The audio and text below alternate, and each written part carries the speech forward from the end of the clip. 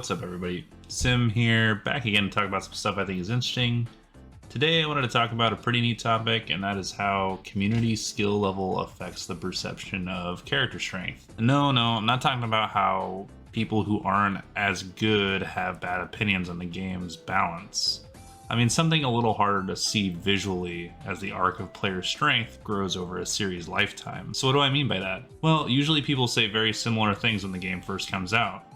Easy to play, mid-dispensers are often considered the best characters, especially if they have a few tools that may be overtuned.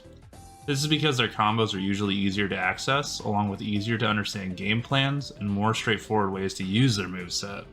For example, it doesn't take long to look at Soul Bad Guy and see that, yep, he has a bunch of really plus moves, he has a decent mid-range poke, maybe two if you consider Fafnir one, and a command grab, which lets him play pretty strong strike throw game and pressure his opponents while looking for an opening. On the other hand, some characters can seem very strong while the game is in its earlier stages because dedicated players can learn complex sequences that are hard to deal with, while other players are trying to understand those interactions, and those interactions are still young. Zato is the prime example, and even in the middle of the game he was doing quite well for himself in many brackets, with changes that in my opinion were not so world changing for him over the patch lifetime.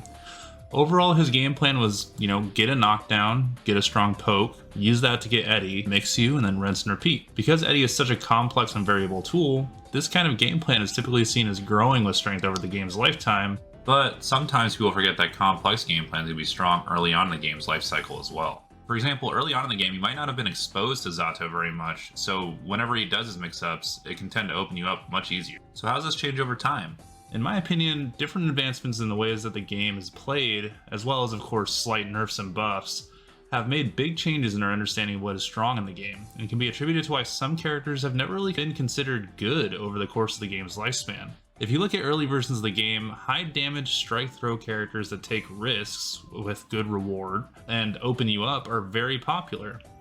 They were easy, accessible, and overtuned, as I said. But as time went on, people began to understand two things more coherently.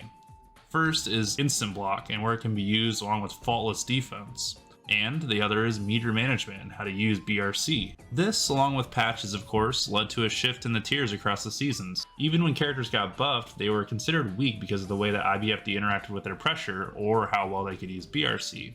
Other small factors include wall slump or super wall break, and who could efficiently access these and use their meter to keep offense going at the wall or to continue to push offense after the super.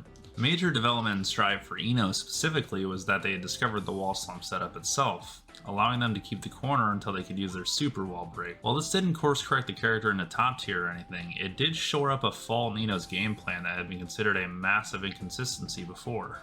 Conversely, one character that has been generally considered weak throughout the entirety of Strive is Milia, and it's easy to see once you put it in context. People began to value high performance, hard to interact with options that build meter for you, and then let you rinse and repeat those options consistently.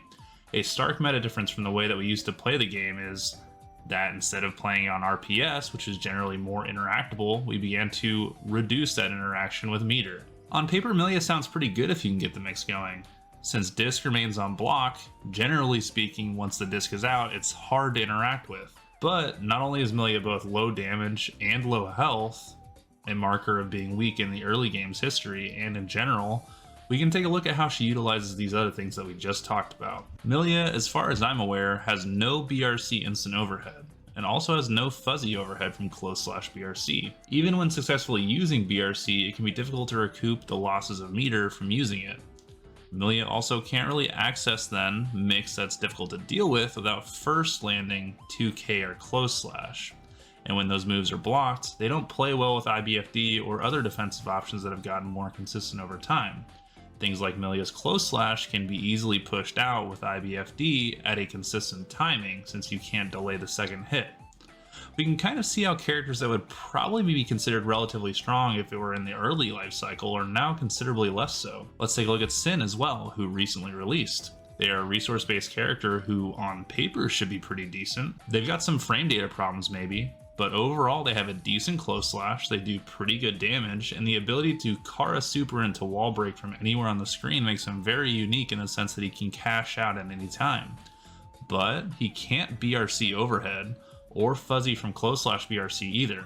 meaning his only mix-up is from Tab Dust and Hoof Stomp, both of which are technically reactable and generally pretty interactable. Not only that, but he can't BRC backdash either because of the unique arc at which the backdash is considered in the air. His moves are all easily IB'd or IBFD'd, leading to throwable pressure strings or strings that can be easily made to whiff on block, leaving Sin exposed on his own offense. Additionally, he doesn't really have any method of keeping his pressure going after super wall break, since typically he'll be out of stamina or meter, limiting the way that he can push offense and limit the opponent's interaction. To see how these differences make a character very strong, however, we can look no further than Happy Chaos. They make excellent use of BRC, whether it's defensively or offensively. Their use of meter is almost always refunded by positive bonus from the wall break on successful BRC mix-ups and defensive interaction, and they do plenty of damage while they're at it. Not only that, but IBFD and FD generally speaking will not make or break the matchup the same way it does for other characters.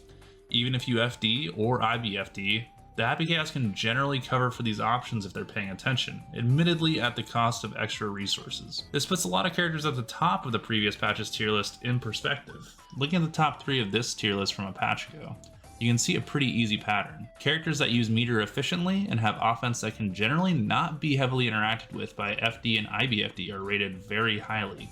And those that take risks on offense and can't do the same thing are rated generally more low. If your character has high lows with wall slum, if your character uses BRC well, or just runs offense that is hard to be affected by the defensive options in Strive, then you're in a well-off place. If you don't, then you're Milia. You're Potemkin. Hell, the meme is that a +2 Far Slash was the least of our worries in Strive after we found out what some of the characters like Happy Chaos can do. Of course, character balance and decisions are important, and contextualizing a mechanic with regards to those characters is also important. But it's true that some of the characters in Strive are incredibly strong because of the way they use these mechanics. For example, Ram was always considered good, but not exactly a top tier in the prior patch until more efficient ways were found to emulate what Happy Chaos was doing, aka wall slumps, BRC overheads, etc. So what is the moral of the story? The soul main in me wants to be biased and say, well, look at the tools from 1.0. Some of them would be perfectly fine in a meta like this. Many characters have been nerfed on the basis that moves are too linear for their gameplay. For Soul, you can take a look at Bandit Bringer, which had its plus frames reduced, or Bandit Revolver knockdown, no longer giving Fafnir Oki.